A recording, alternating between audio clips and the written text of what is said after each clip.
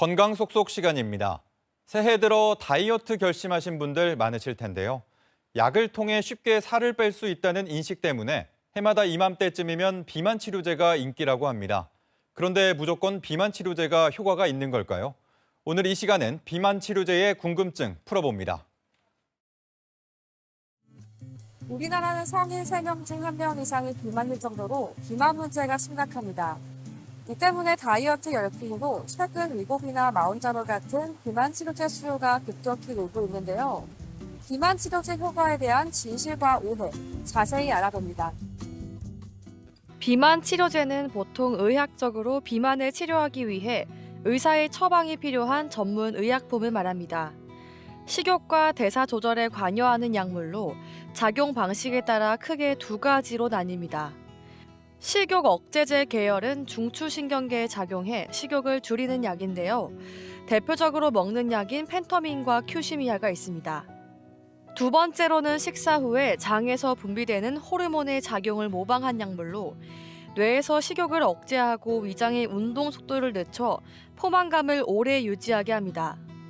이 계열의 약은 배에 직접 투여하는 주사제 형태의 위고비가 많이 알려져 있는데요.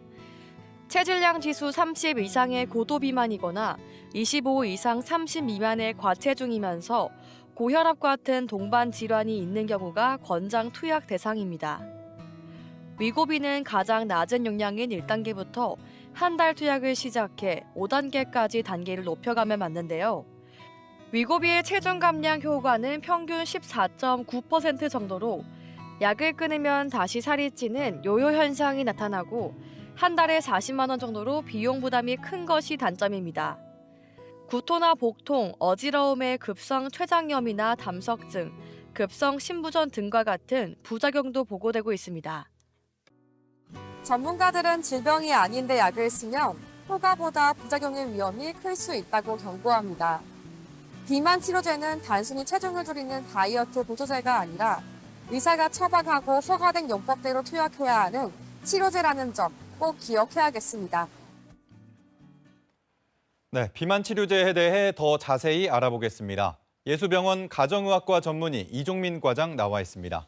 어서 오세요. 네, 안녕하세요. 네, 과장님 앞서도 나왔지만 이 비만 치료제는 의사 처방이 필요한 전문 의약품인데 최근엔 미용 목적으로 인식하는 경우가 더 많은 것 같습니다.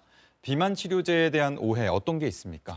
네, 요즘 위고비나 마운자로 같이 이제 비만 치료제가 많이 열풍인데요. 이게 미디어에서 이제 화제가 돼서 많은 분들이 이제 관심을 갖게 되셔가지고 이제 외래에도 많이 찾아오십니다. 그렇지만 그만큼 오해도 많으신데요. 제일 큰 오해 중에 하나가 이제 이 비만 치료제를 맞기만 하면은 막 살이 쭉쭉쭉쭉 빠지고 그리고 이게 지방을 녹이는 약으로도 이제 이해를 하시는 분들이 많더라고요. 근데 비만 치료제 특히 이제 위고비나 마운자로 같은 이런 제품은 식욕을 억제시키고 포만감을 증가시키면서 이제 먹는 양을 줄어들게 하는 약이고요. 그래서 이제 생활 습관 개선 없이는 획기적인 비만 치료는 힘들다고 보시면 됩니다. 네. 비만 치료제 가운데 말씀하신 위고비는 이제 청소년도 맞을 수 있다고 하는데 어떤 사람이 맞는 게 효과적입니까? 네, 이게 청소년도 다 맞을 수 있다라는 말이 반절은 맞고 반절은 틀리거든요. 이제 청소년이 모든 대상이 다 포함되는 게 아니라 청소년 중에서도 이제 연령 12세 이상 그리고 이제 BMI 체질량 지수라고 하죠. 그게 상위 5% 이상. 그러니까 성인으로 치면 BMI 30 이상의 고도 비만인 수준에 한해서 이제 좀 신중하게 투여되어야 합니다. 성인 같은 경우에는 BMI 30 이상에 이제 BMI 25에서 30 미만이지만 이제 그 비만 관련 질환을 예를 들면 당뇨나 고혈압 이런 것들을 가지고 있을 경우에 저희가 투여를 고려해 볼 수 있습니다. 그리고 또 많은 분들이 오해를 하고 계시는 게 그 용량을 크게 맞을수록 효과가 좋다고 생각하시는 분들이 많더라고요. 물론 이게 완전히 틀린 말은 아닙니다. 용량과 효과가 어느 정도 비례 관계는 있지만 이제 처음부터 그렇게 강한 용량을 쓰게 되면 부작용 때문에 아예 시작을 못 해버리는 경우도 있기 때문에 저용량으로 예를 들면 위고비 같은 경우에 0.25ml, 마운자로는 2.5ml 정도로 시작해서 서서히 적응시켜가면서 늘려가는 게 원칙이라고 할 수 있겠습니다. 그렇다면 위고비 같은 비만 주사제는 한번 맞으면 평생 맞아야 하는지 또 중독 우려 같은 건 없는지 이런 것도 궁금합니다. 네, 이게 일단은 먼저 말씀드리면 중독성은 이게 항정신성 약물이나 이제 마약성 약물이 아니기 때문에 없다고 말할 수 있는데요. 근데 요즘 많은 분들이 이게 중독인 것 같은데라고 느끼고 계시는 분들이 많습니다. 그 이유는 왜 그러냐면은 이제 비만 치료제를 사용하게 되면은 이제 식욕이 억제되면서 몸에 들어오는 칼로리가 적어져요. 적어지게 되면은 이제 기초 대사량을 우리 몸은 거기에 적응시키면서 낮추게 되거든요. 기초 대사량을 이렇게 낮추게 되면은 이제 그 상태에서 저희가 만약에 비만 치료제를 끊게 되면 다시 식욕이 증가되면서 이제 들어오는 칼로리가 많게 되는데 몸에 있는 대사량은 낮아진 상태니까 그만큼 저희가 살이 찌는 거거든요. 그만큼 이것을 이제 요요 현상이라고 부릅니다.